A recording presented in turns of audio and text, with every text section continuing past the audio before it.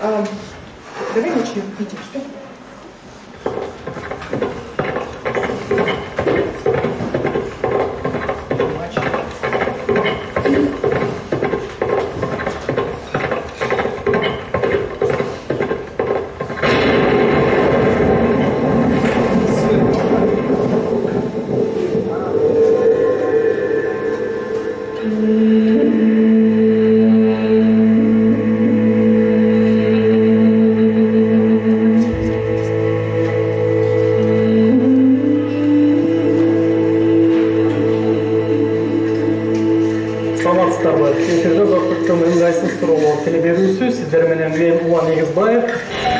Кыргыз бажысындагы коррупциялык схемалар тууралуу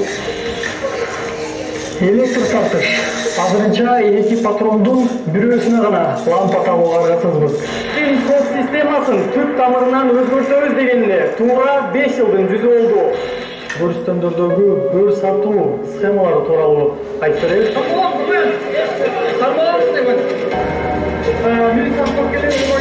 Мен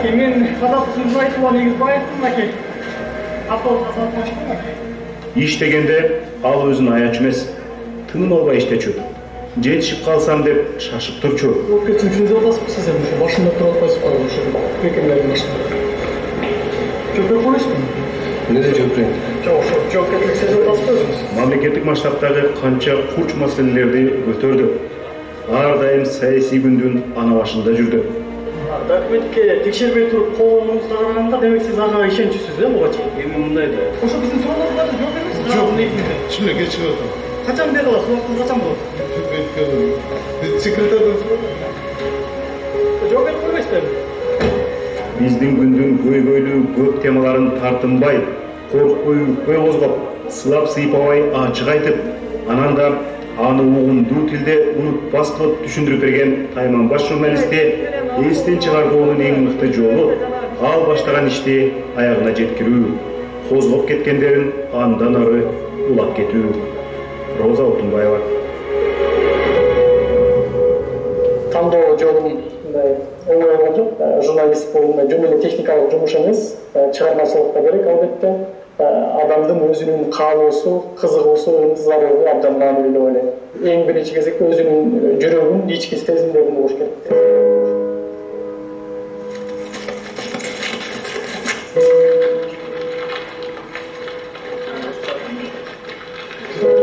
Бул бир эле адамдын тагдыры эмес, бир эле адамдын маселеси эмес, бүтүндөй ошол жаш муумундардын, жана биз айткандай мүмкүнчүлүгү чектелген адамдардын маселеси.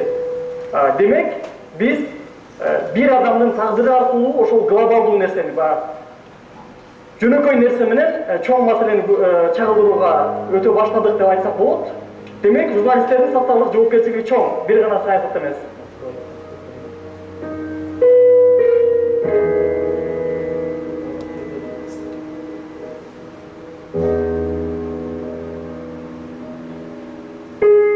Сабакка даярсызбы балдар?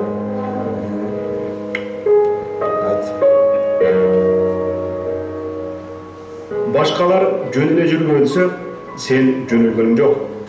Сен адамдык бийик сапатың менен чыныгы мекенчил, чыныгы атуулдуу коз уйпаңды оорунда талдың.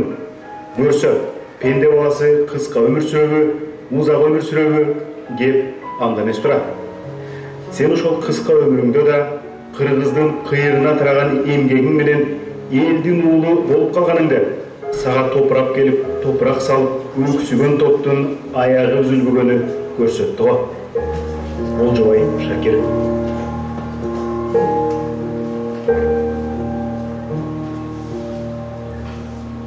Келгиле. Элдин балдарындай болуп, биз дагы жаштарыбызга мүмкүнчүлүк түзүп берели. Чектелбеген мүмкүнчүлүк түзүп берели.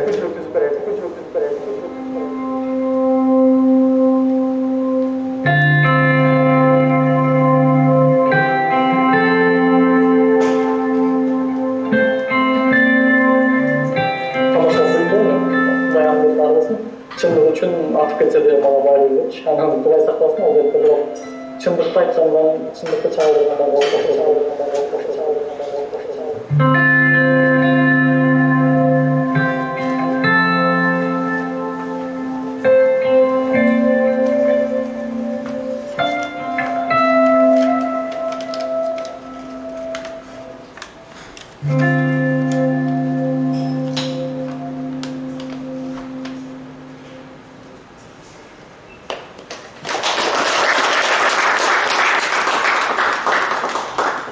Вы знаете, когда его убили, а я в этом не сомневаюсь, мне кажется, что у нашего народа отняли душу, да, или надежду.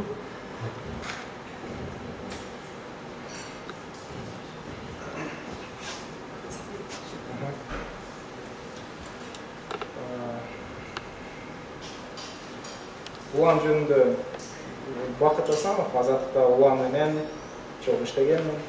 Университетте чогуу окуганбыз, мындай 2 курс ылдый. Улан жөнүндө мен 4-жыл болуп атабын. Сөз кылуу чындыгында эле кыйын. Бир жагынан кыйын, бир жагынан сыймык. Себеби дегенде жаш бул дүйнөдөн кетсе дагы өзүнүн изин калтырып, көпчүлүк үчүн дайым маяк болчудай эле, өрнөк болчудай эле жашап өттү. Улуулар үчүн бул жаш, кары, айылда жашады, шаарда жашады, чоң кызмат ээледи же кайсы бир жөнөкөй адам болду дегендик эмес. Улан ошо кайсы жерде болсо, кандай жашта болсо, кандай мүмкүнчүлүктө болсо дагы коомду өзгөртүүгө, мамлекетти өзгөртүүгө, анан өзүнүн үнүн коркпой айтып, чындыкты айтууга мүмкүнчүлүк бар экендигин далилдеди. Анан эми чындыгында эле улан үчүн уланды эскерип, силерге улан жөнүндө сүйлөө, биз үчүн бир четинен оор болсо, бир четинен жана айткандай сыймык. Анан бүгүнкү секциянын аты сөз эркиндиги приоритет катары деп атпайбы? Уландын мисалынан силерге кыскача сөз кылып айтып өткөнгө уруксат берилет. Али балким 1-2 сөз айтасың, анан биз улан туралы сөйлөгөн.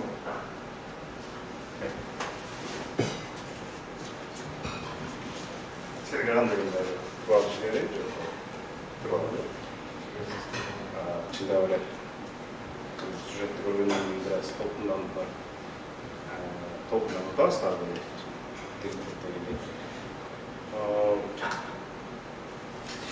Улан тууралуу ушундай сюжеттерди көргөн сайын, эстеген сайын, анын тууралуу кеп кылган сайын, улан мындай жаңы үмүттөр ачылат да, жаңы кырлар ачылат. Анан ошентип отуруп, менде уландын мындай бир образы пайда болуптур.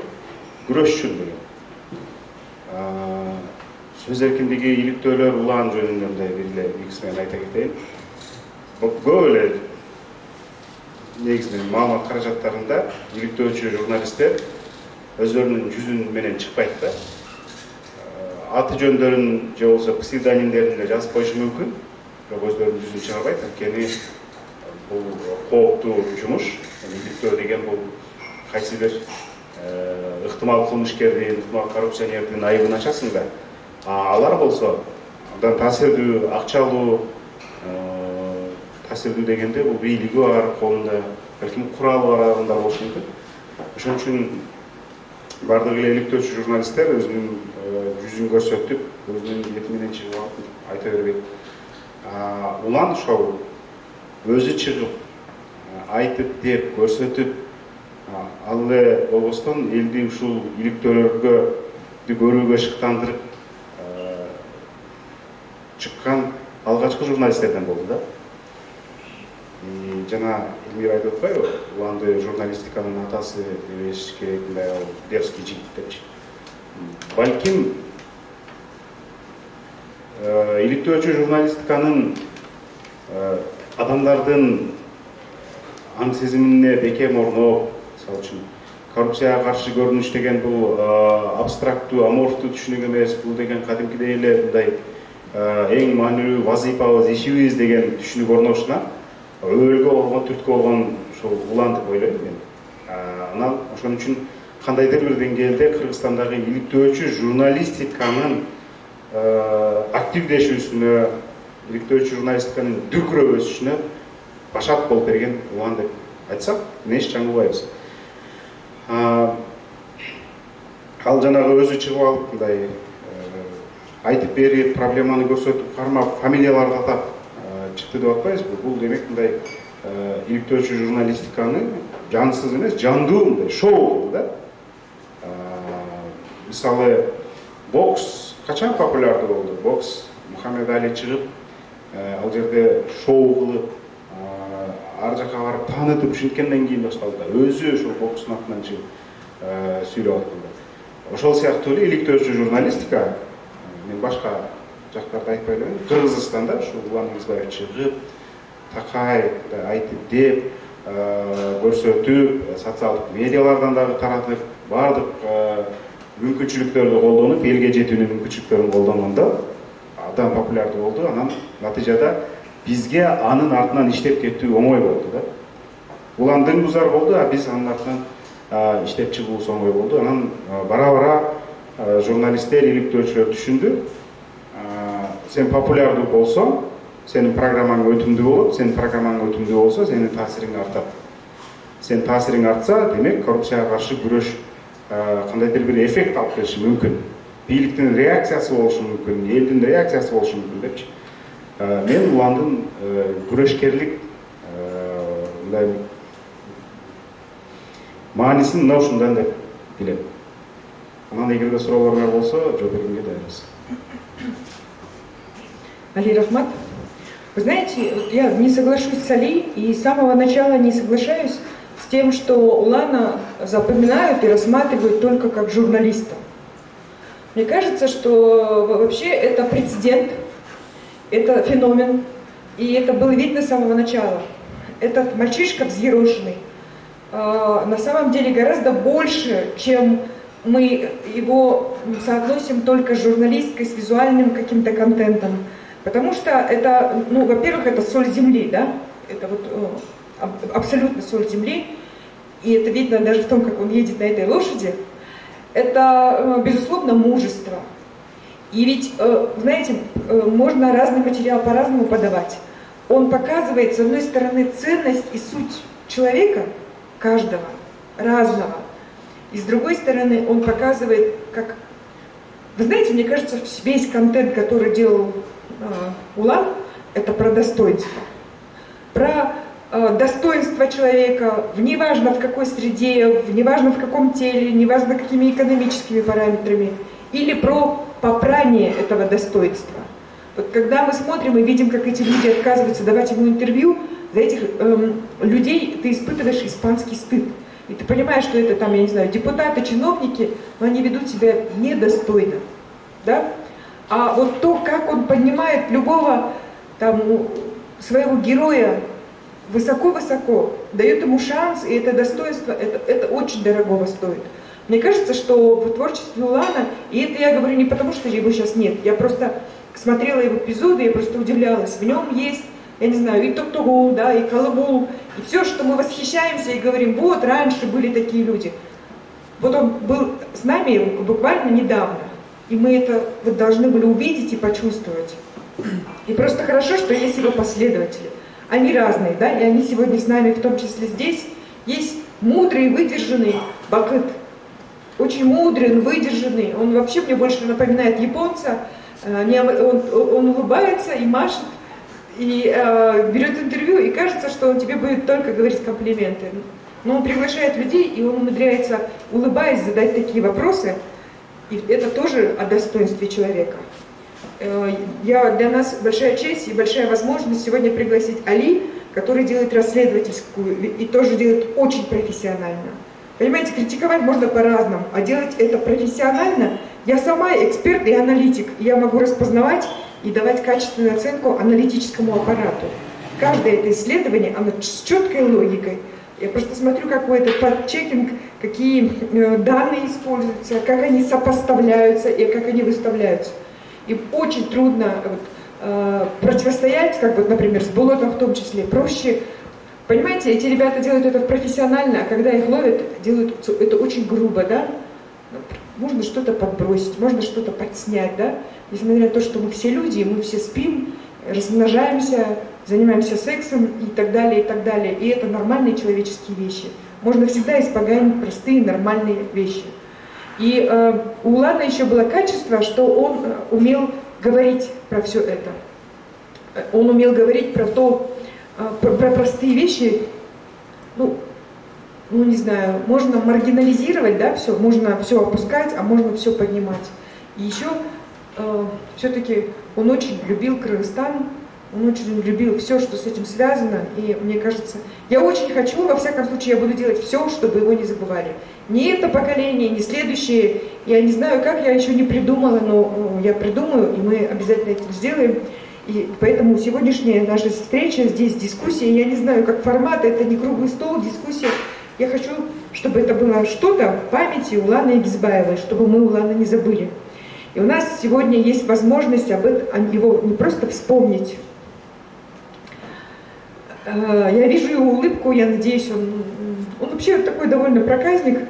Мы сегодня с утра говорили гимтентек местный, ну, безусловно, тентек, безусловно, да? Так было. Да. Потому что мы, ну, без... Какой он был друг? Давай, тут саламатсыздарбы? Токтосун Шамбетов, улам менен иштегем. Чыгармачылыктан сырткары доста болчубуз экөөсүндай. Иштегенден сырткары ошол журналистикага келип жаңы аралашып баштагандан баштап мындай дос боло баштадык да. Менин журналистикадагы тапкан досум ошол Улан Бакыттар. Адам катары жагын айтып берсем, мен журналистиканын профессионалдык, адистик деңгээли жөнүндө башкалар кеңирип кылган, китеп чыккан, видеолор чыккан адамдар мен Уландан билгем да. Эми Улан менен дос болуп жүргөндө билбейсиң, мындай чоң, улуу адамдар, мындай жүрөгүндө чоң иш бар адам менен дос болуп жүргөндө билбейсиң, ал кадимки эле сенин досуң болот да. Тамашалашып күндө баягындай күнүмдүк турмуштук сөздөр болот да. Качан адам эркин болот да. Биз баарыбыз азыр жарандык активизм жөнүндө сүйлөшүп атпайбызбы? Качан адам эркин болот да? Адамдын жүрөгүндө, адамдын ушул ичинде чындык отурганда эркин болот да. Мына азыр биз баарыбыз жаштар отурабыз. Силер чындык тарапта болсоңар эркин болосуңар да. Ошол жүрөгүндө мындай стержин болгон, чындык бар болчу, ошон үчүн эркин болчу да. Эч кимден көз каранды эмес. Азыр коом ушундай бөлүнүп турат. Динчил, улутчул, батышчыл, орусячыл, башкачыл депчи, бирок ошол чындыкчыл болгон Улан болчу да. Бир карасаң ошол демократиялык баалуулуктарды сүрөп, сөз эркиндиги, адам укугу, социалдык теңчиликти сүрөп турат. Бир жагынан ошол кыргызча деген Facebook'та тайпа ачып, кыргыз тилин өнүктүрөбүз деп, кыргыздын баалуулуктарын, кыргыздын бүгүнкү заманга айкалышкан баалуулуктарын биз унутпашыбыз керек деген идея менен ушул дайыма өзүнүн үйлөнүп өттөйүн дагы ушул кыргызча кылабыз, ушул жанагы сүйүү таржымалын ластор дегени кыргызча кылабыз дегени бул ушул эки нерсени айкалыштырып турчу да. Анын баардыгы ошол анын ичиндеги ушул чындык деген таянычка, чындык деген сөзгө мен дайыма ошол чындык тарапта болом деген. Бала кезинде мектептеги ошол мектеп аракетчилиги, мектептеги акча чогултуудагы акыйкатсыздыктарды ошо айтып, мектеп аракетчилигин жоёбуз деп жүргөндө адамдын бул ушул бала кезинен келаткан өзүнүн ичиндеги чындыгы болуш керек да. Мисалы ар бирибиздин өзүбүздүн ичибиздеги чындыгыбыз болот, бирок ар дайым өзүбүздүн ичибиздеги чындыкка биз ишене бербейбиз да, шек сынайбыз да. Балким мен туура эмес кылып атам, балким туура кылдымбы, же ушул менин чечимим туура эмес болуп калат азыр депчи. Ал андай болгон эмес. Эгерде ички туюмунан сезип турса, ушул жерде бир кыңгырыш бар окшойт десе, ошого 100% ишенген, анын ошол 100% ишенимин эч ким артка кайтара алчу эмес. Сүйлөшүп дагы, Улан андай эмес, андай болгон жок деп атчу. Себеби ошол ичиндеги эле таянычка ишенчү да. Жаран ошол баягындай эркин болгусу келчү да. Анан мисалы дайыма ошол Уландын аркасынан Ыдырыс Исааков, Али Токтакунов, Бакыттар мындай улантып кетип атканы аябай мени сүйүндүрөт. Себеби Айтматов айткандай, биз адамдар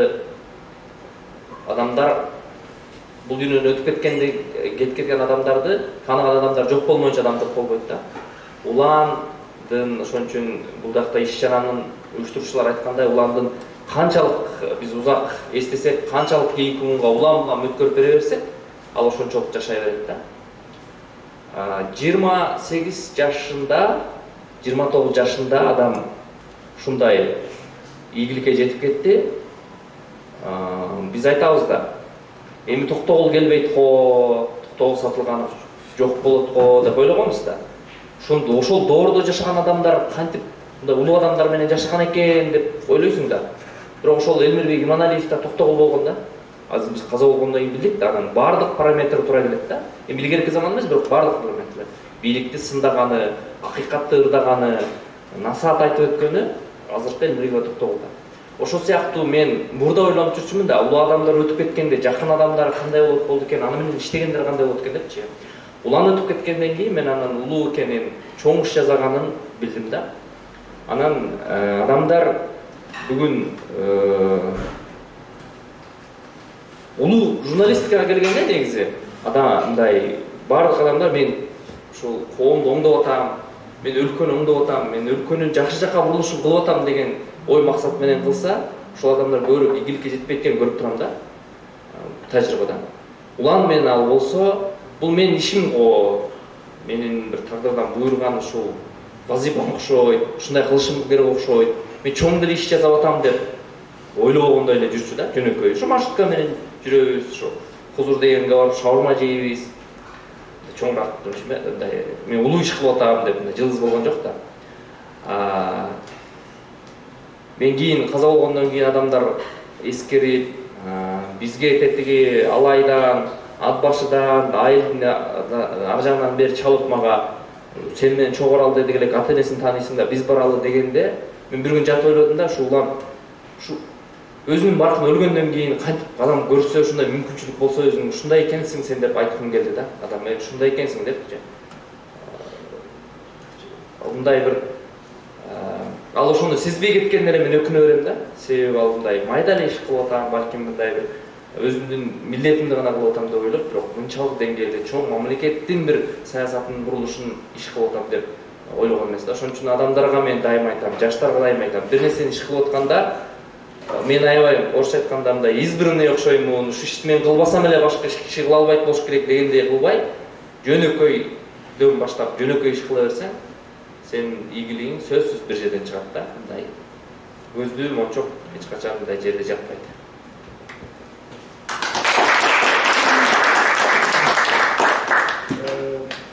Элмир айтып өткөндөй, улан чындыгында бир токтосунда айтпады. Өзүн батыр, же болбосо өзүн избранный, же болбосо өзүн элита, же мен кыйын журналистмин деп сезчү эмес. Каарманы өндөчү эмес да. Аны кадимкидей эле урушчубуз, талашчубуз, көп жерден чектечүбүз. Улан сенин алдыга кылып атканың бул мыйзамга туура эмес келип калат, этикага кандай болуп калат деп көп чектеген учурларыбыз болду да. Себеби дегенде мен университетте ага караганда 2 курс өйдө жогору окуп калып, анан университеттен да таанып, анан эң көп жумушта сын айткан мен болсом керек да. Себеби дегенде өтө кетип каласың ашыкча. Эми мисалы кайсы бир адамдын артынан кубалап эмне кыласың? Журналистикада дагы кайсы бир адамды ого бетер эле төмөн түшүрүп, анын адамдыгын кылуу да туура эмес улан деп деген учурларыбыз аябай көп болгон да. Анан бирок ал каяшады айтчу эмес. Сөз токтосун айткандай, өзүнүн чындыгына ишенип, анан ушуну көрсөтүшүм керек деп өзүнүн мээсинде, өзүндө план кылып алып, анан ошо коомдук маанини син түшүнбөй туруп деле балким айрым учурдачы өзүнүн ишин туура кыла берген, ошонусу менен же башкалардан өзгөчөлөнүп, өжөрлүгү менен өтө өжөр болчу. Анан ушундай жыйынтыкка жетишти да. Анан улан өтө жупун болчу. Бул өзү жазаткан университетте окуп жүргөндөчү. Даже Facebook'тагы сезим билсе керек, профилине коюп алчу ушундай депчи. Анан көрсө окуялар өнүгүп отуруп, кайсы бир учурда ушинтип мындай культ болуп калат экен да. Аны эч ким билген эмес. А бирок биздин образда дал ушундай эле адам, жаш жигит, кемчилиги менен калды да. Бирок ошол учурда коомдогу, мамлекеттеги баалуулуктарды өзгөртүп алгандыгын азыр мына көз өткөндөн кийин билип атабыз. Анан бул секциянын жана мен айтпадым, тематикасын жана сөз эркиндиги приоритет катары депчи, улан эмне үчүн сөз эркиндигине баалуу болду, эмне үчүн уландын орду сөз эркиндигинде бар да. Анан мен кыскача мындай ойлорду Али да учкай айтып өттү. мисалы улан өзүнүн журналистикага келип, азаттыкка келип, ага чейин агымда иштеп жүрүп, көп эле журналисттин бири катары иштеди. Ал өзүн ошентип эле саначу, бирок ошол эле учурда жанагынтип өжөрлүгү менен, чындыкка болгон умтулуусу менен кайсы бир деңгээлде журналисттик иликтөөнү трендке айлантты. Салым кошту. Мисалы журналистик иликтөө, журналистика расследование деген нерсе көптөн бери эле бар да, аны буга чейин деле 90-жылдары деле кылган, улуу муундагы журналисттер деле кылып жүргөн, улам баштаган жок анычы. Бирок ошол учурдагы коомдогу эң маанилүү маселелерди көтөрүп чыгып, элге доступный жаңы технологиялар менен, жаңы метод менен көрсөтүп, анан журналисттик иликтөө аркылуу коомдогу бир нерсени өзгөртсө болорун түшүндүрүү менен трендке айланды. Азыр мисалы ошол эле мисалы журналисттик ишмердүүлүгү уландан мурун баштаган Али деле, Болот деле, Ыдрыс деле кайсы бир деңгээлде ошо уландын жазып аткан ишинен кийин өзүнө болгон ишеними күчөп, ошо коомго пайда келтирсе болот экен, ушул нерсе менен бир нерсе өзгөртсө болот экен деген нерсе аркылуу уландын ишмердигинен кийин трендке айланып, азыркы учурда кайсы бир деңгээлде көбөйдү, анан мамлекеттеги нукту бурууга дагы кайсы бир деңгээлде салым кошуп атат да.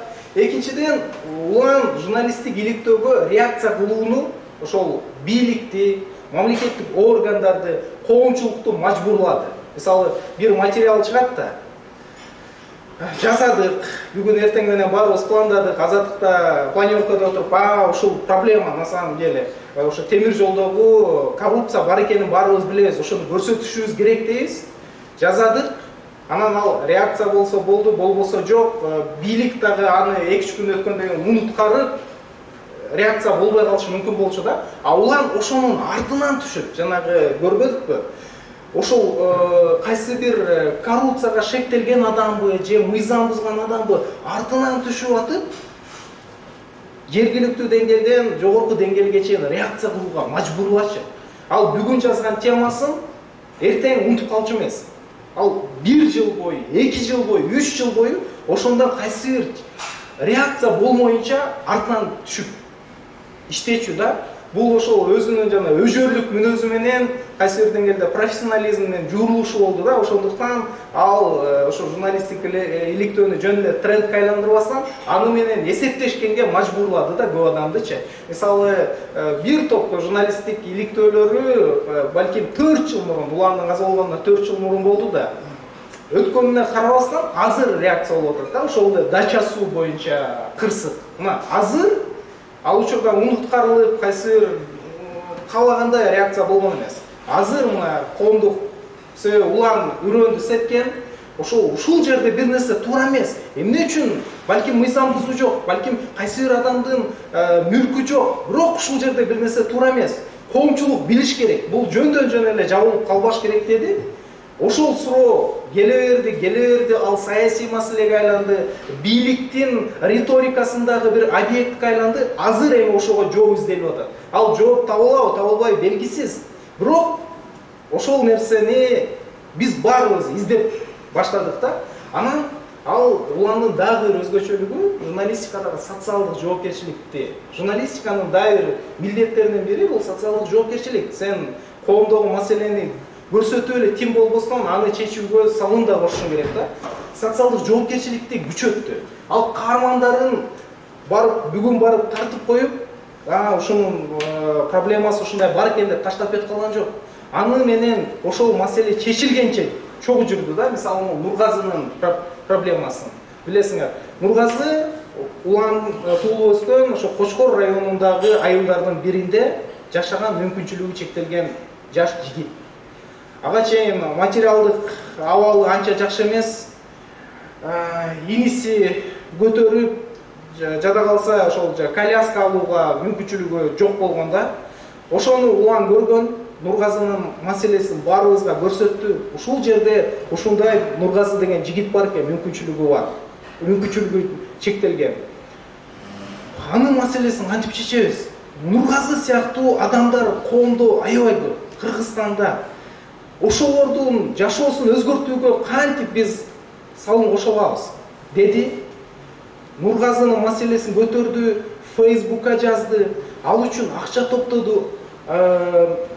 Америкадан акча салгандар болду. Биринчи жакшы коляска сатып берди. Анан мото коляска сатып алып барды.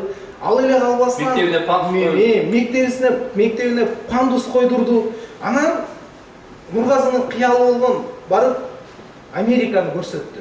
Америкада самолетто колясканы алып жүрүүгө мүмкүнчүлүк жок болгондо ошол учурда монтип өзүнүн жонуна көтөрүп алып каарманын Американын штаттарын кыдыртып Нургазынын көзүн ачты. Бир адам аркылуу, ошол бир каарман аркылуу башкалар дагы ушинтип жашаса болот, ушинтип маселелерди чечсе болот деп аракет кылып жүрүп, журналистиканын ошо социалдык жоопкерчиликти дагы жөн эле баягы каарманды тартып коюп эртең таштап салбай, анын жашоосун өзгөртүүгө мүмкүнчүлүк бар экенин көрсөттү. Ал биринчиден өзүнө далилдеди. Экинчиден ошол каарманына далилдеди, анан калган журналисттерге ушинтип иштесе болорун, коомдо ушундай маселе бар экенин көрсөтүп алды да. Ошондуктан уландын ушул үч өзгөчөлүгү жанагынтип өзүнүн жаш, жөнөкөй катардагы айылда чоңоюп өскөн бир кадимки замандашыбыз болгонуна карабастан бүгүнкүдөй мындай бир коомдогу маселелерди көрсөтө алган, эми батыр деп айта албайбыз, бир каарман болушуна салым кошту да. Улан кадимки эле адам. Бирок ар бир адам эгер өзүнүн өжөрлүгү менен, өзүнүн баалуулугуна, өзүнүн чындыгына ишенсе, ушул улан сыяктуу болууга мүмкүнчүлүгү бар экенин көрсөттү да. Анан уландын мисалы ошол эле азыркы учурда жанагы актуал болуп атканча, мына Алигин аны аягына чыгарып, логикалык жыйынтыгына чыктыкпы, чыккан жокпузбу билбейм, бажыдагы коррупция боюнча маселени эч ким көтөрө элек да. Мисалы ушул YouTube'дагы көрсөңөр, ошол жерде биринчи жолу суроо салып атат. Раим Матраимов деген ким депчи. Ал учурда Раим Матраимовду бир катардагы бажычы катары билчүбүз. Ушундай Раим миллион деген бар экен деп койчубуз. Ошол маселеге көрсөттү. Анан ал уланып отуруп акыр аягы неменен уланып атканын көрүп атабыз. Экинчиден музейдеги коррупция, миллиондор. Ошол маселени дагы көтөрүп отуруп, канчалык деңгээлде актуалдуу экендигин көрсөтүп алды.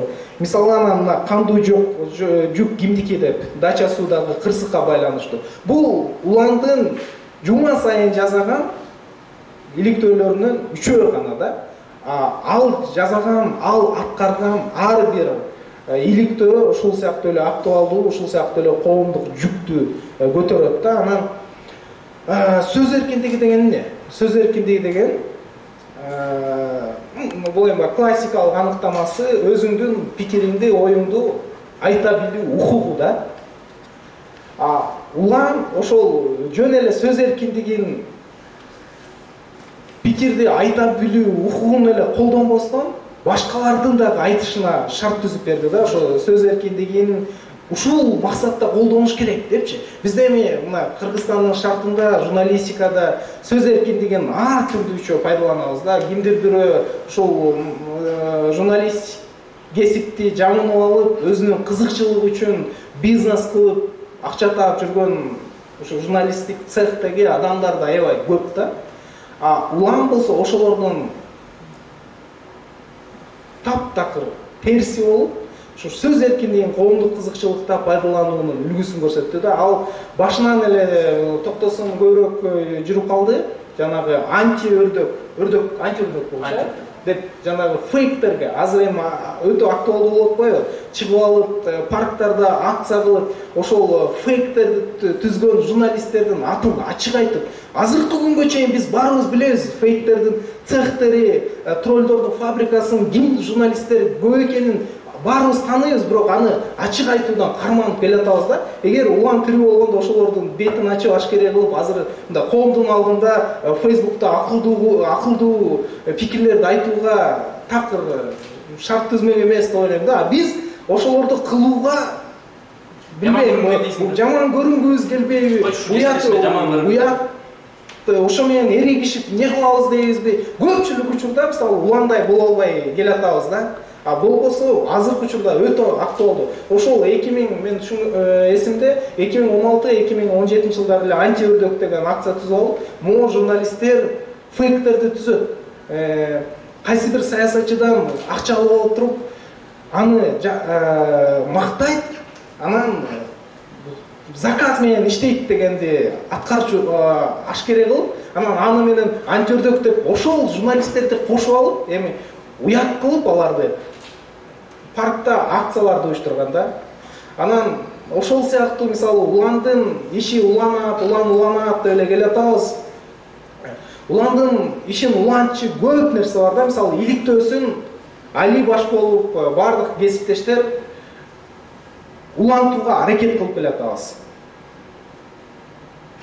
Өтө оор болуп атат, ар түркүн кысымдарга, басымдарга, жаманаттуулууга, каралууга туш болуп атышат, болот, Али баш болупчу. Бирок улантууга аракет кылып атабыз. Бирок улантуучу, улан аткарып кеткен иштерди дагы жалгоочу көп нерсе бар да. Мисалы, ошолорду мен кылышым мүмкүн, токтосун кылышы мүмкүн. Ушул жерде отурган активдүү жарандар баарыбыз кылышыбыз керек деп ойлойм да. Ошондуктан уланды гана Элмира айткандай унутпашыбыз керек. Ал жөн гана жанагынтип журналист катары эмес, жанагынтип жарандык активдүүлүгүн, жарандык позициясын, жөн гана мындай каармандыгын, өжөрлүгүн улантышыбыз керек да. Ошондо гана улан балким мен бизге айтчу эмес, бир элестеткен чыгар.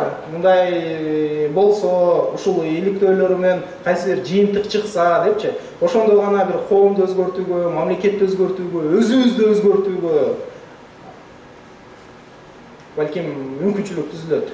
А болбосо кайсыл жакка баратканын, кандай процесстер болуп атканын баарыбыз эле көрүп атпайбызбы? Ошондуктан ушул аспекттен алганда дагы уландын уландын ишин улантышыбыз керек. Саламатсыздар, урматтуу телебөрүүчүлөр, эфирде Азаттыктын ыңгайсыз суроолор телебөрүүсү, сиздер менен мен Улан Эгизбаев. Биз бүгүн алдыдагы жарым саатта кыргыз бажысындагы коррупциялык схемалар тууралуу сөз кылабыз, андыктан аягына чейин биз менен болуңуз.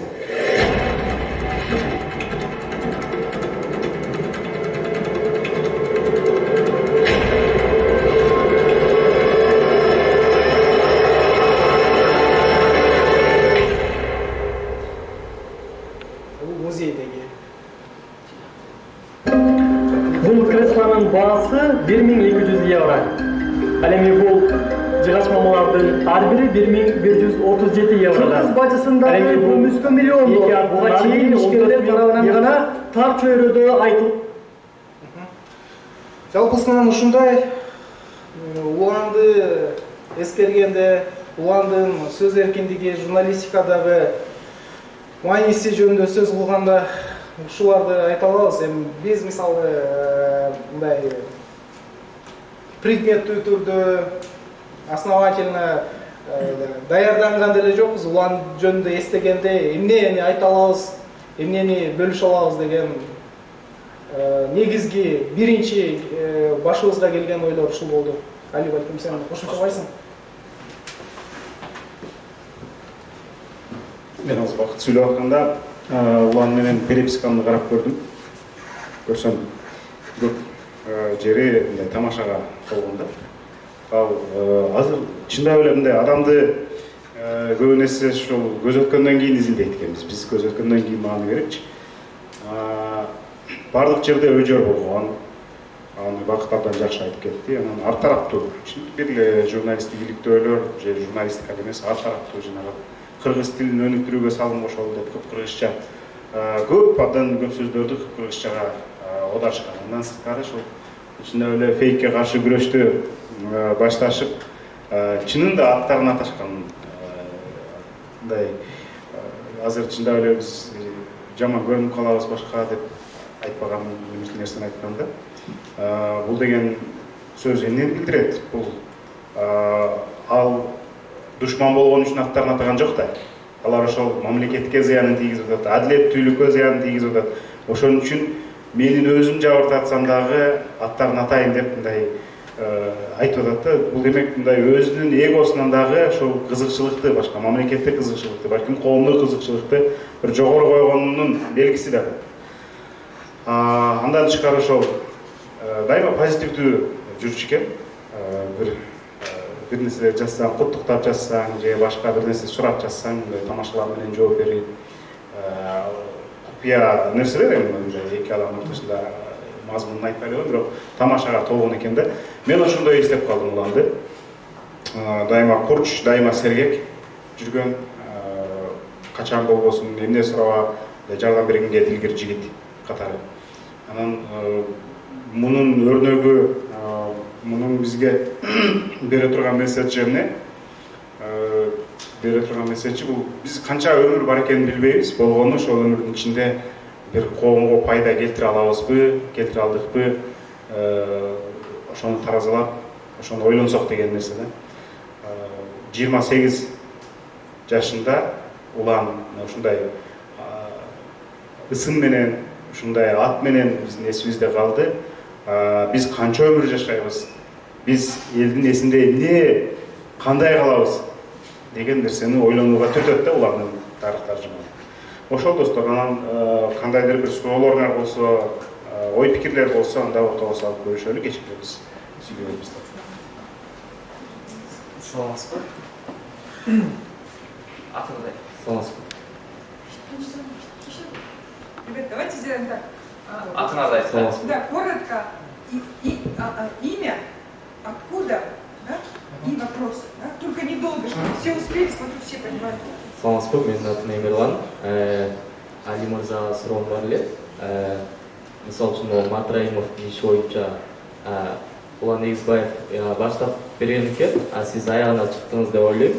Ошол мисалы үчүн Матраимовдун штраф төлөп чыгып кеткенине кандай карайсыз? Анан кийинки суроом болсо, бул мисалы үчүн бир кылмыш ишин же болбосо ошол жемкорлук, ошондой иштерди ачканда, ошол маалымат берген же болбосо далилдерди таап берген адамдарга сыйлык катары 10-15% бөлүп бериш керек деп уккам. Ошону Улан Эгизбаевке бөлүп бердиби же сиздерге бөлүп бердиби, кандай же вообще берилген жокпу ошол жөнүндө? Я единственное, ребят, я ввожу одну момент, да. Мы говорим все, что связано с Уланом, да. Отдельно там про Матраимова сегодня вообще не будем говорить, этого не.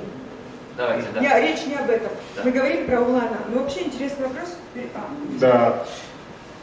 Ыдырыс Исахов деген кесипчи танысыңар, ал тамай сүйлөйт да. Ушул маселеде эмнеге камабайсыңар тигиби дегенде түрмөнүн күлүчү бизде эмес деп жооп берди. Ошол сыяктуу түрмөнүн күлүчү менде эмес, эгер менде болгондо башкача чечим кабыл алат элем. Ал эми жанагы 10-15% менимче бир миллионго чейин сыйакы берилет деп мыйзамды жообу кабыл алышкан жакында эле. Бирок аны жакында эле кабыл алышты. Бирок ал кабыл алгандан кийин деле бир топ иликтөөлөр жасадык. Анан биз ушуну ачып койдук, миллион бер деп калганыбыз жок.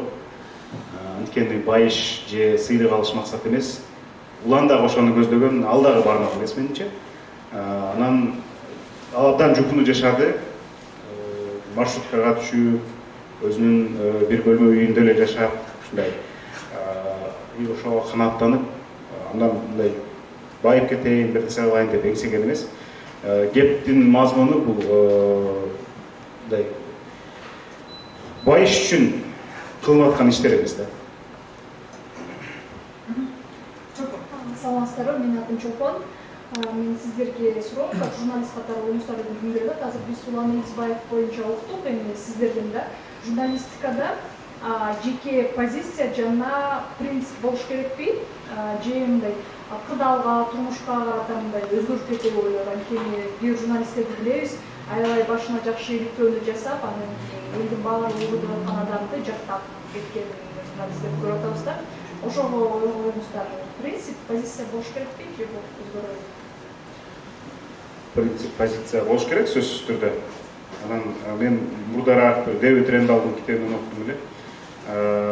Журналист өзүнүн пикирин жазбаш керек, ой пикирин. Бирок ал эгерде мындай коом тарабынан таанылып, кандайдыр бир тажрыйба алып, көп эме кылса, анча кошуп койсо боло берет дегендей мындай мазмун болчу да. Өзүнүн мындай кандай десе, авторитеттик бир почеркин коюп койсо болот деген сыяктуучу. Так маанисин бере албай атам. Албетте принцип болуш керек. Анан эгерде эл таанып атса, мындай кабыл алып атса, позицияңдан дагы кошуп коюу ашыкча болбойт деп ойлойм. Эми албетте студент келип алып эле, мисалы үчүн мен мындай ойлойм, мындай болуш керек деп айтса, аны бир аз кабыл албай коюшу мүмкүн. Бирок эгерде тажрыйба болсо, башка болсо, аны кабыл алыш керек. Мисалы сиз кырдаалга жараша өзгөртөсүзбү оюңузду? Мен кырдаалга жараша өзгөртпөгөнгө тырышам. Себеби дегенде ошол калыптанган көз карашың кырдаалга жараша эмес, кандайдыр бир баалуулуктарга, кандайдыр бир ошол принциптерге, адилеттүүлүккө, мыйзамдуулукка жараша болот да. Адам катары бардык жерде жаңыласың, бирок жаңылбаганга тырышам.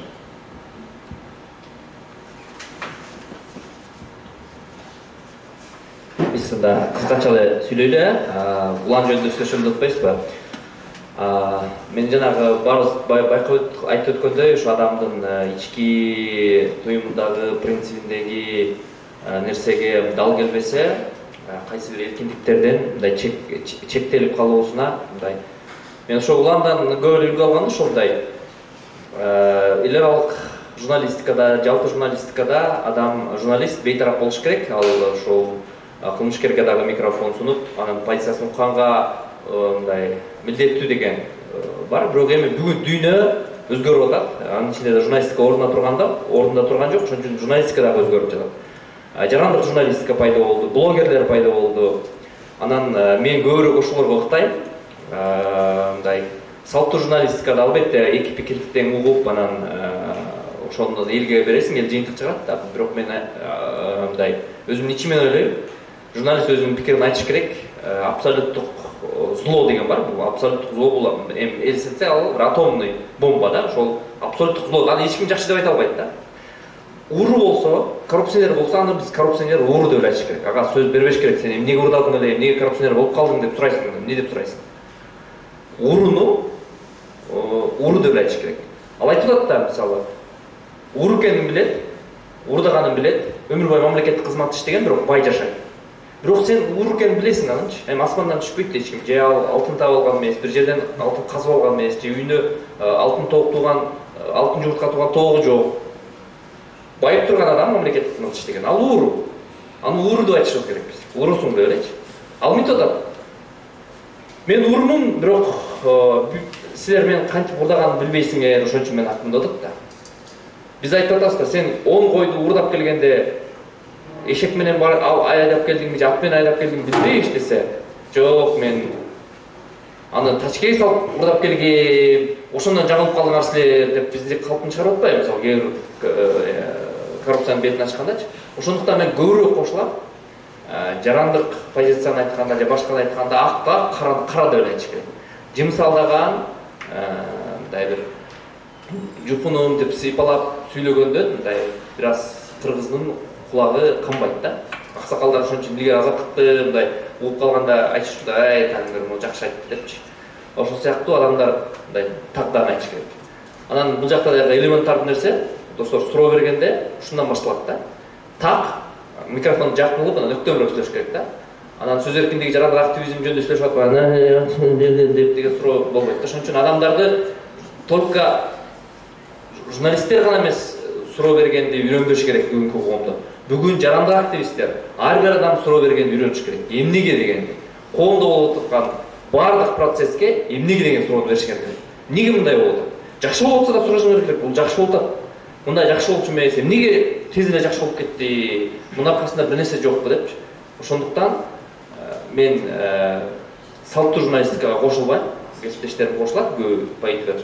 Мен ошол ички туюмумда эгерде сен билип турсаң бир адам ууру экенин, коррупционер экенин болуш керек, аны айтыш керек. Саламатсызбы? Мен суроом төмөндөгүчө. Сиздер Акжан Нурудин, фамилия Мустаф.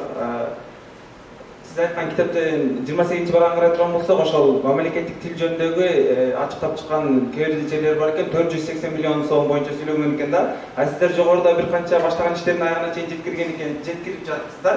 Дагы да ушундай сыяктуу башка иштердин дагы ишке ашырабыз деген оюңуздар барбы? Бул биринчиси, анан экинчиси болсо, сиздер азыр коомдогу кандай десем, ордуңуздар чоң адамдардын бири десек болот да. Азыркы учурда жаштар медиа тармагында өтө кызыгып атат. Ушуларга кайсы бир деңгээлде курс же болбосо кантип туура иш алып баруу жөнүндө ушундай сабак өтүү максатыңыздар барбы? Bir суроо, bir адам bir суроо. Bir адамдан bir суроо деген айтсаңыз десеңер. Улан көтөргөн маселелерди мезгил менен көтөрүлүп уланып келе жатпайбы? Ал эми коомдук кызыкчылыктагы маселелердин баары азаттыкта, башка массалык маалымат каражаттарында көп эле көтөрүлүп келатат. Уланат, менин оюмча, алардын баары кайсы бир күнү ачыкка чыгат деп ойлойм. Анан эми курстар боюнча алилер көп эле уюштуруп жүрөт. Кызыксаңар, тем более азыр социалдык тармактардан көп нерсени алсаңар болот да. Ошондуктан анда маселе болбосо керек. Жаңыртқан bir суроо болсо, саламатсыздарбы? Кечирип сурайм баарыңыздардан. Мен эртерээк кечирип келгем. Менин атым Урмат Борченов.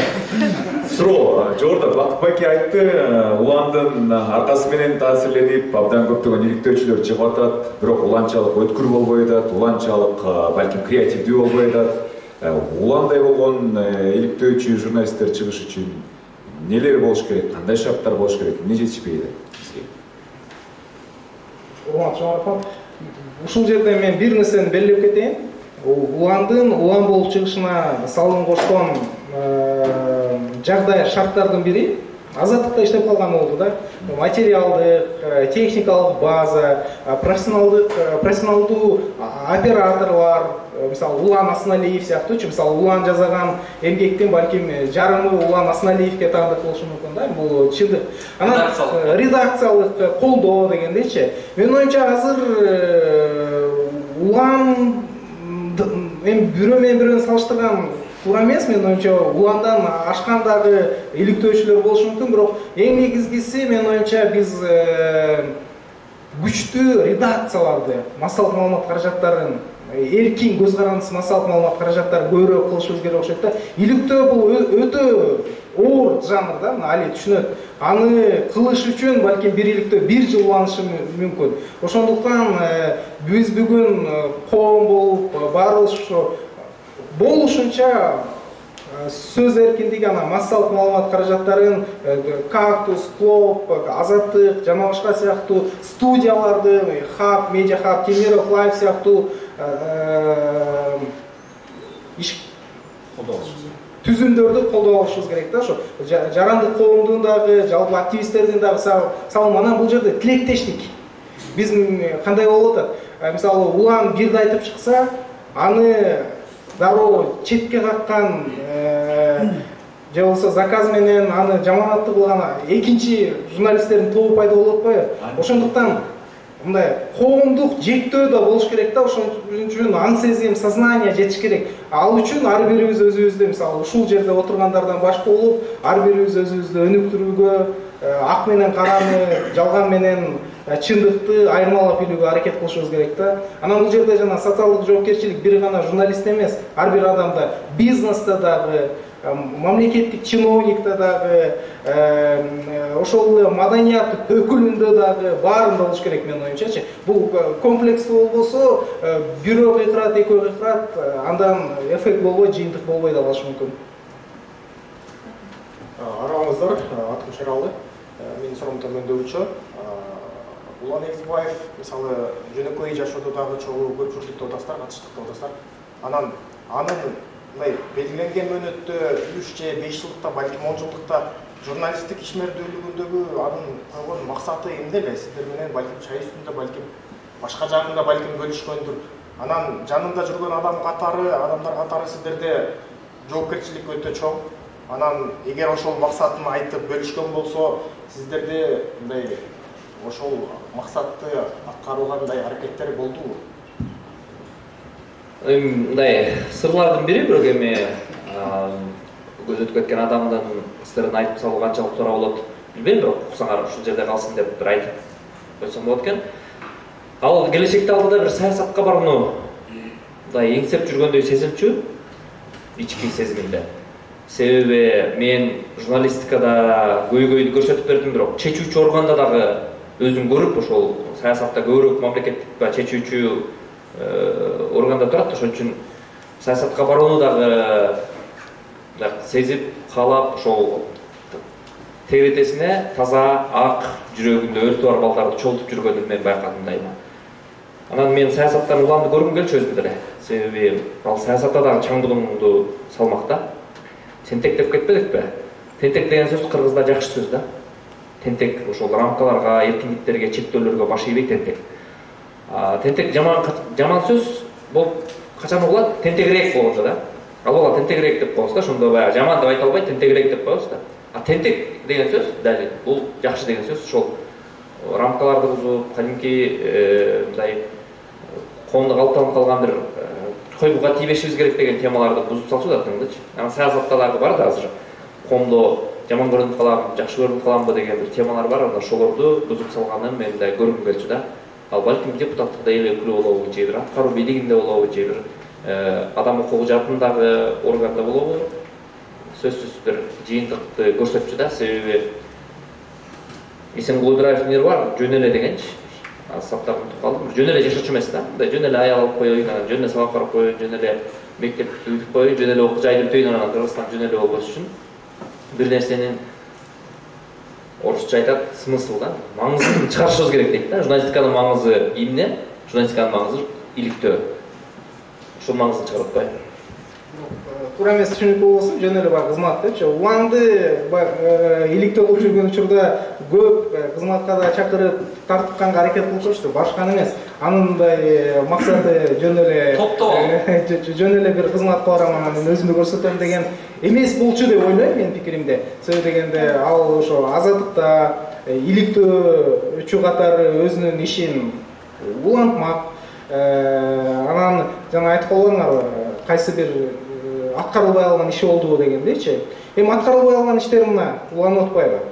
Мисалы ошол кайсы бир тармактагы коррупциялык схемалар боюнча иликтөөнү баштап берген болсо, аягына чыгарууга аракет кылып атат. Анын аягы, реакциясы эмне менен аяктаганын октябрда окуялардан көрдүк да. Анан ошондуктан менин оюмча уландын эң негизги эле улан жөнүндө сөз болгондо эң биз сабак алчу, үлгү алчу өжөрлүк менен токтобостон өзүнүн позициясын, өзүнүн чындыгы үчүн аракет кылуу да.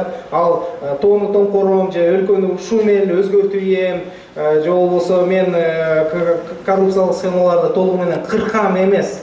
Бүгүн көзүм менен көрүп турамбы, туура эмес кетип атканын. Ошону ачык айтып чыгып, башкалар дагы билип, анан кайсы бир ошол туура эмес кетип бараткан нерсени балким 1 сантиметрге, балким 1 миллиметрге оңдогонго аракет кылуу да. Анан ошол жагынан биз ошол уландын ролун, уландын сабагын эске алышыбыз керек.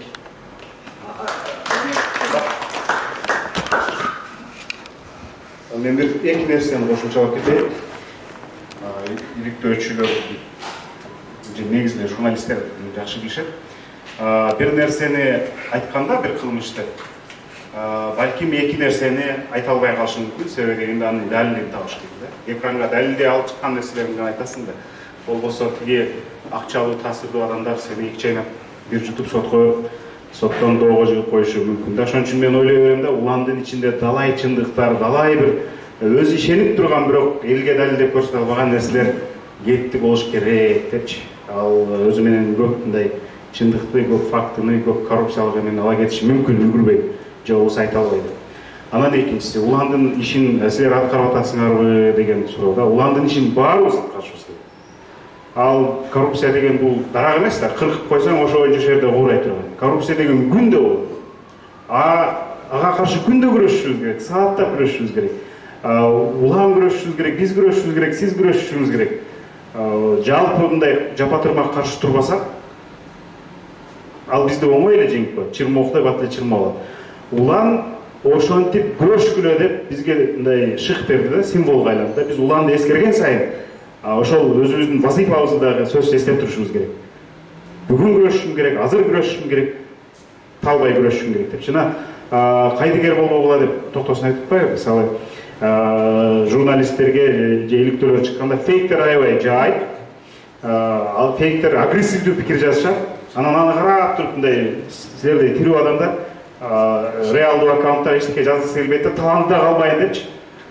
Балким ошол фейк экенин таап чыгып ошол жерден айтып коюу же мындай аргументтерди жазып коюунун өзү дагы күрөш. Ошонун өзү дагы мындай уландын ишин улантуу деп эсептелет. Саламатсызбы? Мен Алиге сурооңузга биринчиден чоң рахмат биздин Баткен шаарынын элинен да. Именно ошол стадион боюнча иликтөө жүргүзгөнүңүздө действительно Баткен элинин көзү ачылды да буга чейин. Туңгуюкта эле жүргөн болсок керек эле дейм да. Мен ошол стадион жанында жашайм да, анан кар жаап атты, жамгыр жаап атты. Ой, бул асфальт турабы экен деген суроо болду да, бизде чоң суроо болду да. Жирный шрифт менен дегендей. Анан кийин эле сиздин иликтөөңүздү көрдүк, ошол өскөндө. Эми менде суроо да, мына Улан өзүнүн каарманын ургазын до конца жеткириптир да. А сиз ошо иликтөөңүздү до конца жеткиресизби Баткен боюнча? Баткен боюнча, эми ошо стадион боюнча. Айчырык Баткен шаарында. До конца дегенде эмне эстейсиз? Акырына жеткиресизби? Ошо. Ал эмне сиздин оюңузча? Эми ошол стадион чала бүттү да, мындай айткандачы. Толук бүткөн эмес ал стадион. Эгерде чын айтып келгенде видеороликти көрсөңүздөр керек. Кандай стадион болгон да биздин көзүбүзчө. Ой, биз суктанган эле ушундай стадион болот экен да депчи. Сүйүнгөнбүз. Действительно Баткен эл үчүн стадион бул бир чоң неме болгон да. Рахмат Айчу.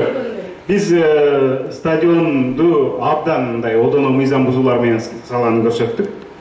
Анан кийин албетте ал мыйзамды бузгандарды жазага тартып, мамлекеттин корогон 15 миллион сомдун логикалык мындай точкасын коюу бул тийиштүү күч органдарынын, соттун, тескөөчүлөрдүн иши да. Эгер алар тескебей турган болсо, кандайдыр бир убакыт өткөндөн кийин биз бул темага кайрылып, эмне үчүн мындай болбой жатканына сөзсүз көңүл бөлөбүз.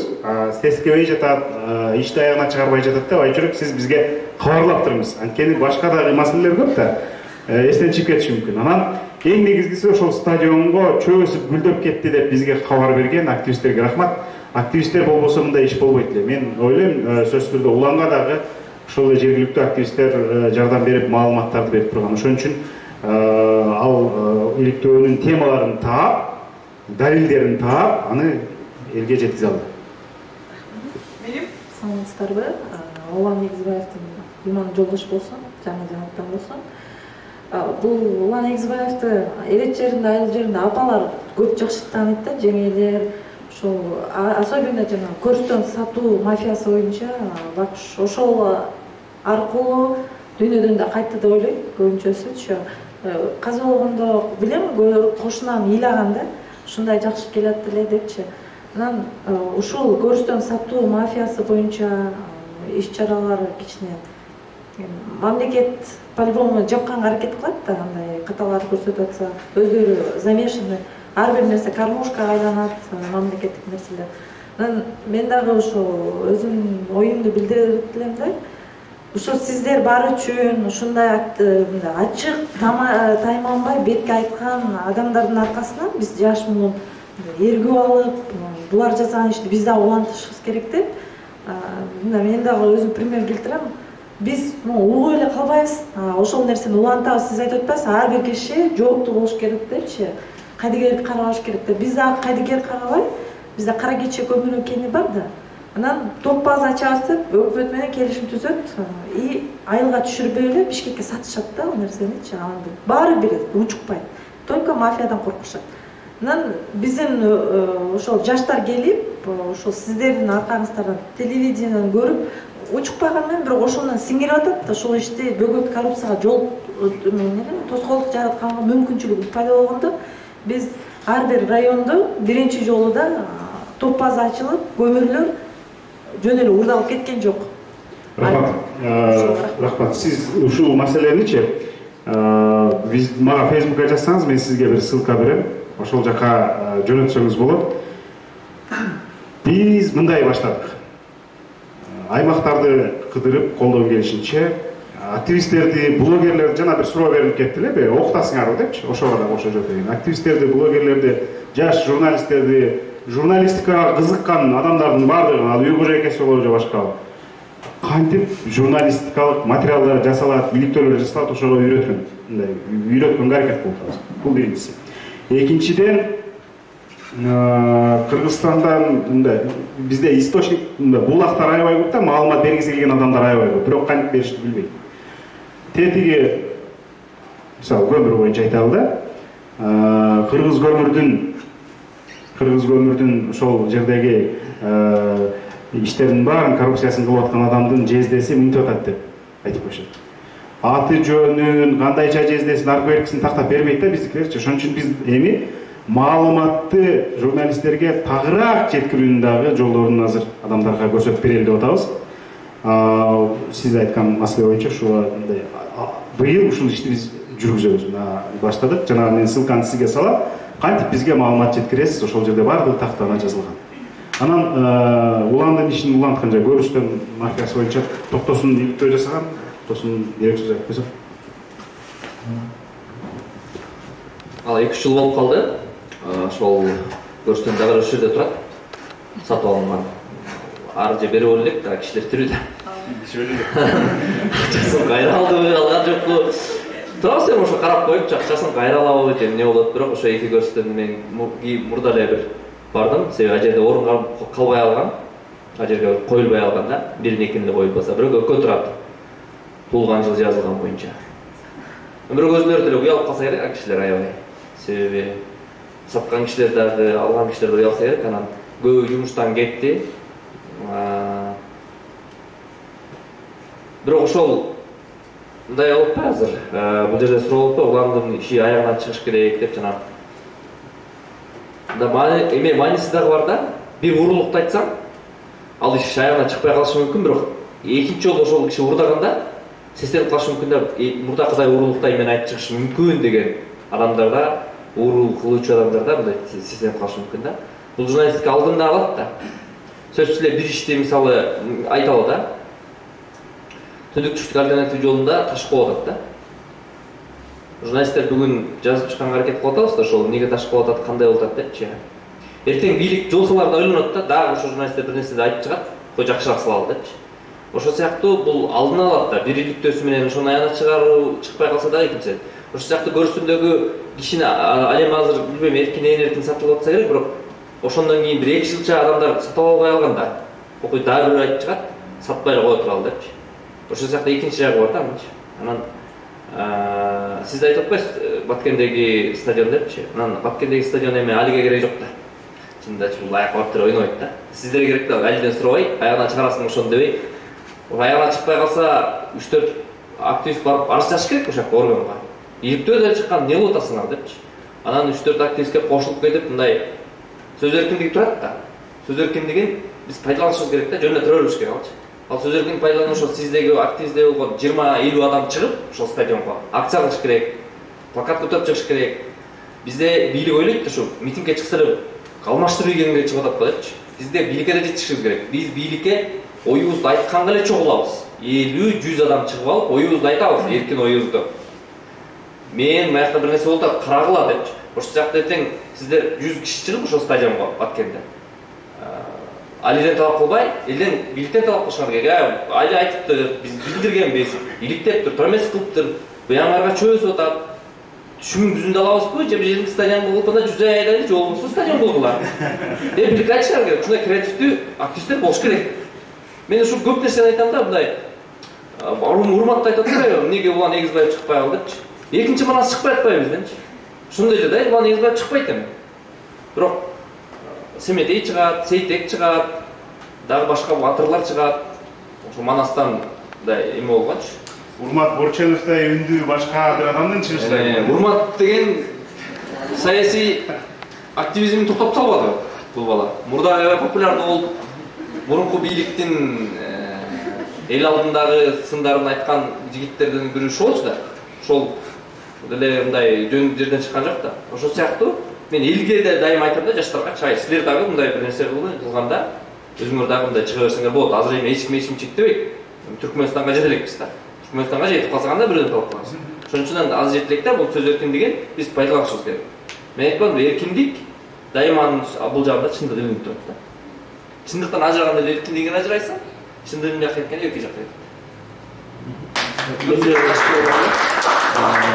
Атым Амир, мына Улан Эгизбаев элге аябагандай бир чоң эмгек жасап кетти. Биз үчүн үлгү албетте, бирок бүгүнкү күндө анын жумушун Ыдырыс Исаков, ошол эле Болот Темиров жана сиздер улантып атасыздар. Анан эмнегедир мындай иликтөө журналистикасы, журналисттер бааланбай жаткандай да, бааланыш үчүн сөзсүз түрдө эле мындай өлүш керекпи, дүйнөдөн өтүш керекпи, мындай тирүү кезде эмнеге баалабайбыз? Амир баштан журналисти, активисти, Амир дагы улантып атат, өзү скромный жигит да.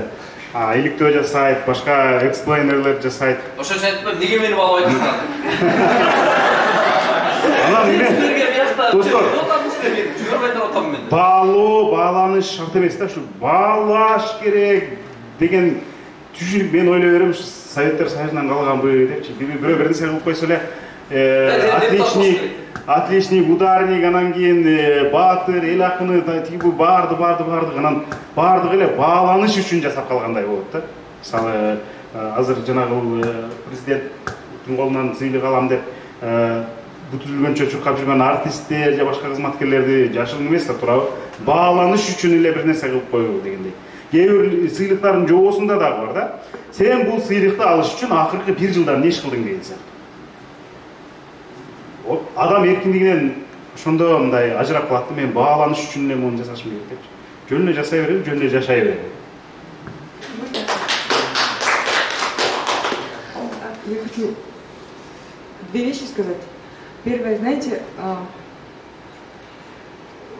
мы знаем журналистов, которые стали депутатами. Но остались ли они журналистами? Остались ли они в профессии или в душе журналистами? Большой вопрос. И по поводу оценки, вы, наверное, знаете эту легенду, она известная метафора.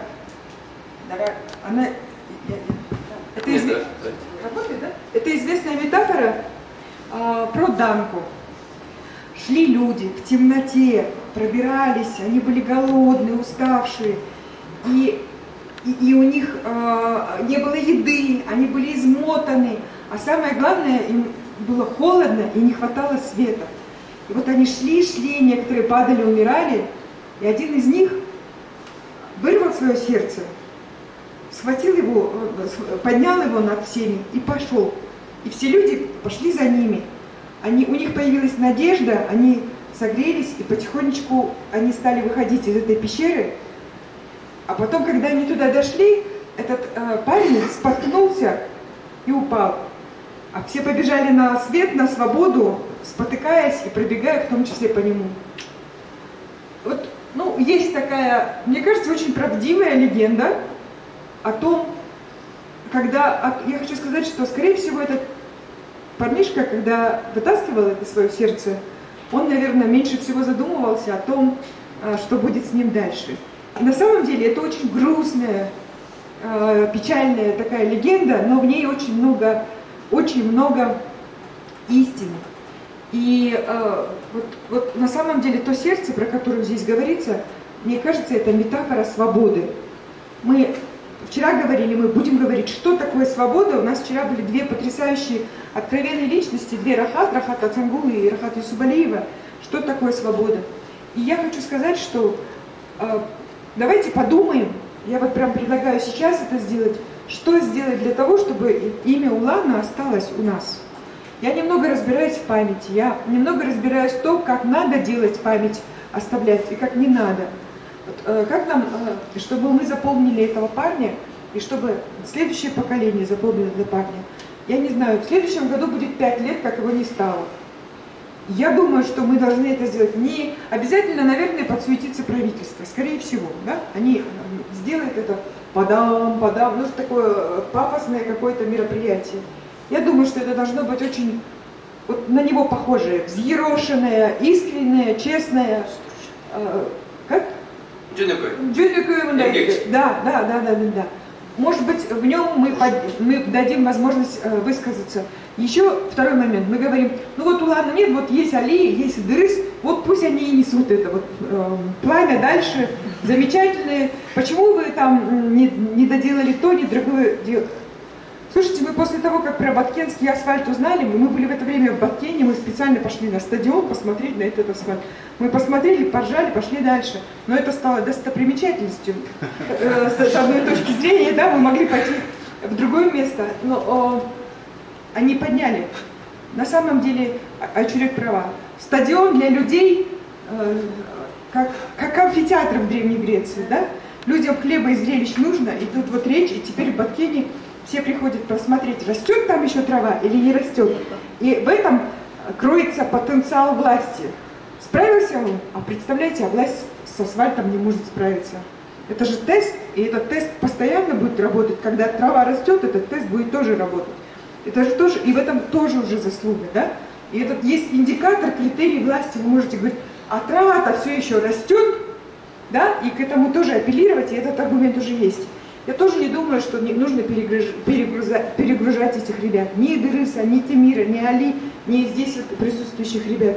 Они и так на себя взяли столько рисков. И мы знаем последствия, и мы не уверены, с чем это закончится. Например, тема с болотом, она же только начинается, по большому счету. Это тоже тест. И как люди легко падают на всякое желтое, да, там кого-то сняли, кому-то подбросили. Можно подумать, мы не знаем, как подбрасываются наркотики, да, и кому. То есть это не новая практика, скажем, в истории Кыргызстана. И это вопрос действительно солидарности, это вопрос мысли, и для этого не обязательно быть профессиональным журналистом.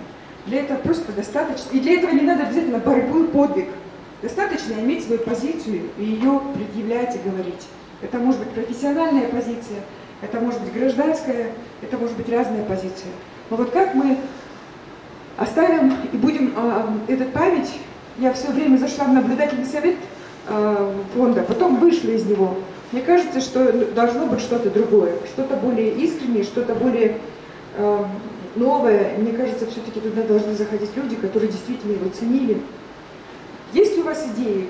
Мы должны думать, да, вот, потому что это как бы такая основательная должна быть, да, что-то. А то мы-то видели, как флешмоб, и все забывают. Поэтому... Люди забывают, вообще люди забывают все. Самое гениальное, самое чудесное, люди все быстро забывают. Чындап эле 5 жыл өтүп кетиптир. 5 жыл болуп атат да. Менде азыр мындай ой келди. Биз эми такай иликтөөлөрдү, материалдарды чыгарып турабыз да, ал кандайдыр бир просмотр алат. 10 миңби, 100 миңби дегендейчи. Анан биздин колубуздан келчү нерсенин эң элементардуусу биз ошол иликтөөлөрүбүзгө, ошол материалдарыбызга ошо улан жөнүндө маалыматты кантип тиркеп койсок, эл көрүп, улан эсине жаңылап турмак. Бул бир вариант да, анан бакыт айткандай калгандагы ойлонуштурсак болот. Бул идея ошол жерде жаралды да, эми тут кандай популяризация кылабыз депчи. Эми биздин нарда ойлонуп көрүшүбүз. Менде негизи мен кылып жүрөм анан тааныштар, жаштар мени университеттерге чакырып, окуучуларга журналистика жөнүндө сүйлөп бер дегенде мен дайыма уланды кошуп сүйлөйм да. Себеби адамдар кээде ошол улуу адамдардын жанында жүрүп, алардын мындай көбүрөөк нерсесин билип, анан элге айтып берүү үчүн бир миссиясындай сезилет да. Мен дагы өзүмдүн журналистика жөнүндө бир да жерден айткан эмесмин, уланды кошпой да. Биринчиден ойлойм, ушу көбүрөөк студенттерге айтышыбыз керек, себеби мен мисалы баягы өткөндө эле бир бардым улуттук университетке. 18 000 студент окуйт экен. Ал деген сөз ушу 20 000 потенциалдуу жарандык позициясы бекем, уланга окшогон, уландай чындыгы бар адам бар деген сөз да. Бир эле окуу жайдачы. Бизде ошо окуу жайларда мындай заводдун кызматкеринде эле иштеп жатышпайбы, келип элечи мындай бага. Окуу жайда дагы адамдын андан аркы тарыхындагы калыптануучу аң сезимин берүү үчүн кандайдыр бир окуудан сырткары ушундай жайлар, үйрөтүүчү жайлар болуш керек. Ошон үчүн мен ойлойм, эгерде бийлик өкмөт тарапка кайрылсак, ошол окуу жайларга Улан Эгизбаев жөнүндө айтып бергенге шарт түзүү, көбүргө студенттерге отургузуп, анан ал мындай кыргыз сүйлөгөн көп сүйлөгөндү аябай жакшы көрөбүз да, көп сүйлөбөй бир визуалдашкан видео аркылуу, кайсы бир аркылуу бир интерактив кылып, анын ичинен мындай мини сынак кылып бир уюштурса, анан ал жылына салтка айланса, ошол эффективдүүрөөк болот да. Анан студенттер күтүп, балким быйыл дагы кандай форматта кылышат экен, кайсы бир темага арналат экен, жанагындай активизм жөнүндө деген болсо, балким бир мындай жылдан жылга уланып кете берет да, мындай фундаменталдык, институционалдык кылат да. Ал эми ушундай балким азыр алдын ала идеялар бар да. Өкмөт антпейт.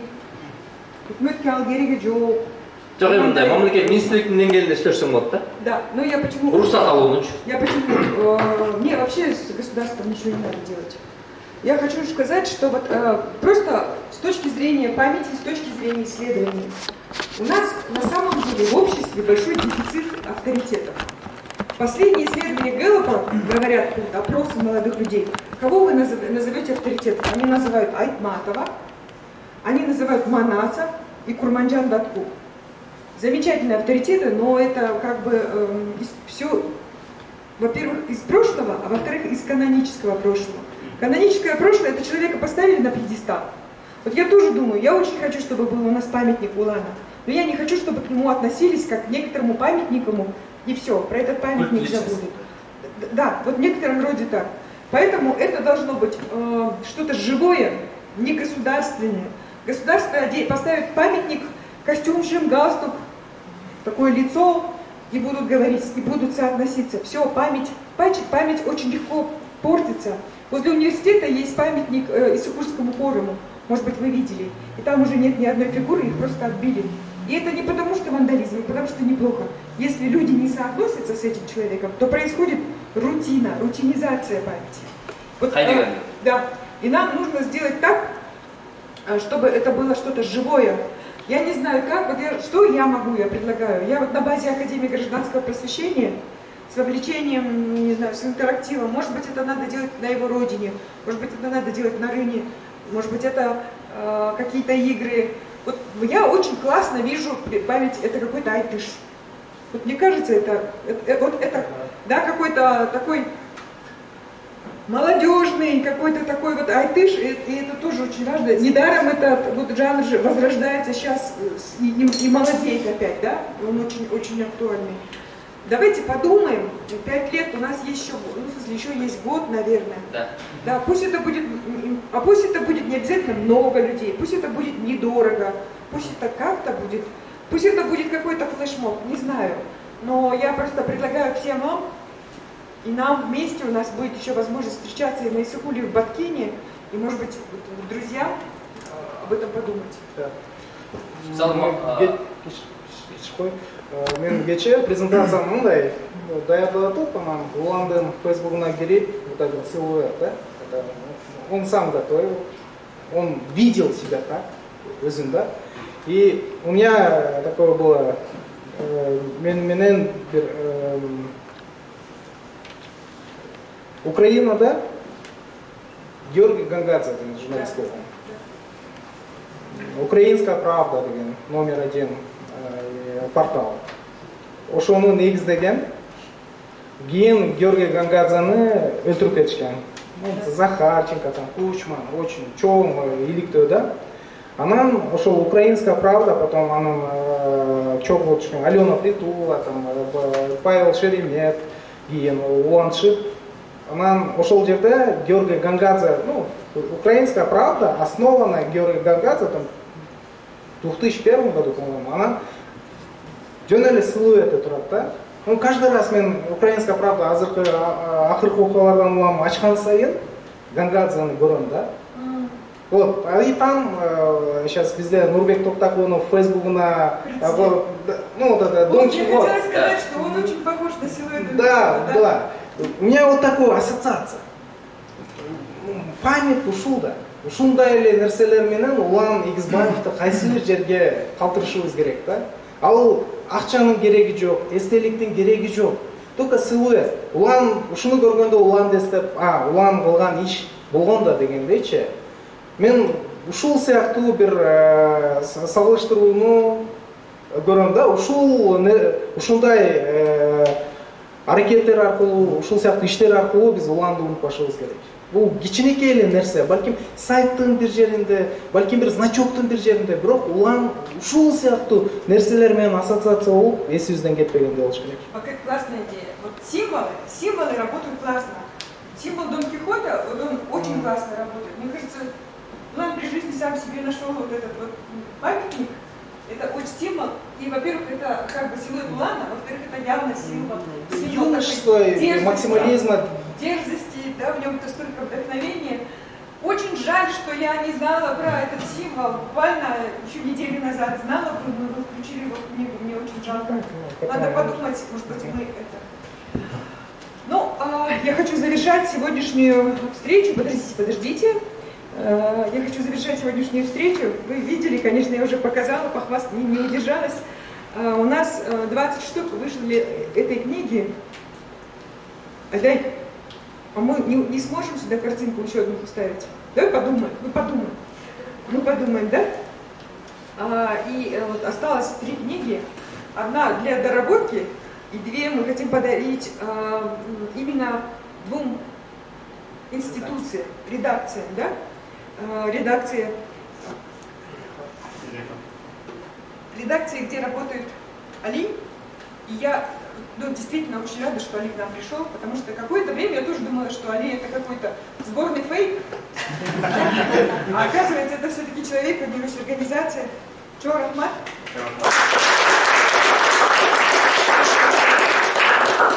И Гелик День Сулук Анан Ильхом. Чё, Рахмат? Азатыка, да, для меня будет большая честь подарить эту книгу. Спасибо вам большое. А теперь, ребят, вот все, что вы возрудили на плечи этих ребят, давайте дальше, дай, я все забираю с их плеч и отдаю вам. Делайте сами, несите сами, давайте делать все вместе. Только от нас все это зависит. Пусть Улан будет в нас, пусть мы будем нести, слышать его. На самом деле это потрясающий мальчишка. В истории каждого народа есть такие мальчишки. Один из них играл на свирели и, помните, увел за собой всех крыс с корабля. Знаете такую сказку? Это тоже был Улан Игизбаев. Кто-то пошел против войска, которое было его там 100 в 1000 раз больше. Кто-то смеялся, кто-то был мальчик-спальчик, а потом он всех победил. Я не знаю, но во всяком случае всегда есть люди, прототипы, которые меняют нашу жизнь. И каждый такой шаг к свободе – это и есть развитие. Развитие – это и технологии, а есть коммуникационные и социальные технологии. Вот эти 2 организации, ребята, да. Не только мальчики, кыздар даже. Да, ну просто так случилось. И девочки есть такие, да, Пеппи Длинный Чулок, например, да? Так это я ассоциирую с собой. Хорошо. Я как раз говорила ребятам вчера, каждый из нас рассказывал что-то смешное. Я говорила о том, что меня в детстве, а там чомбаш деп шамал деп чушчу. Я выросла, как бы аналитический центр, вот как бы мы с вами коллеги в этом смысле, да, и шамал. Пусть каждый из нас останется ребенком, и пусть каждый из нас верит в эту свободу, правду, без нее мы задохнемся. Чом Рахмат? Спасибо большое. Ждем ваших следующих.